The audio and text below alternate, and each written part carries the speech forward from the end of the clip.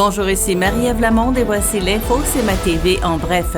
La ville de la Pocatière a révélé jeudi dernier les points les plus importants d'une étude concernant le regroupement municipal de plusieurs municipalités à l'ouest de la MRC de Kamouraska.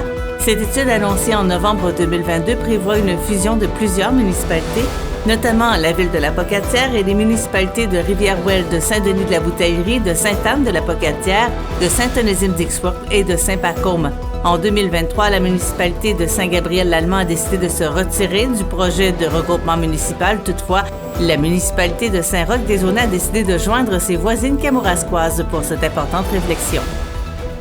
C'était jour de scrutin hier à Saint-Pierre-de-la-Rivière-du-Sud et suite au départ de M. Pierre Bertrand, le siège numéro 1 était vacant et des élections partielles ont dû être tenues.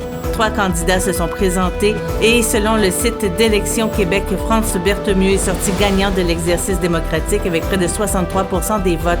Peu de Saint-Pierrois sont allés faire leur devoir de citoyen. En effet, le faible taux de participation de 26,45% indique que sur les 722 électeurs inscrits, seuls 191 d'entre eux ont fait entendre leur voix. Franz Berthemieux a remporté la mise avec 119 des votes, suivi par Andréane Gagné et Frédéric Bélanger. Avec l'arrêt du Publisac, la ville de Montmagny se devait de revoir le mode de distribution de son journal municipal. Entre la mi-janvier et la mi-février, elle a donc mené un sondage auprès de ses citoyens pour connaître leurs préférences et s'assurer du même coup que la publication répondait toujours à leurs besoins et intérêts. Quelques 1015 personnes ont pris le temps de répondre et après analyse, la ville a décidé de relancer sur une base mensuelle son journal municipal dès le mois de mai et d'opter pour une formule de distribution hybride. La version numérique sera ainsi toujours disponible sur le site Internet municipal alors que des copies papier seront déposées dans les épiceries et les pharmacies manimontoises, à la bibliothèque et à l'hôtel de ville. Et au sport Ligue de hockey junior 3 du Québec, après un vendredi soir où les Rangers de Montréal refusaient de lâcher prise, l'Everest a mis fin à sa série samedi.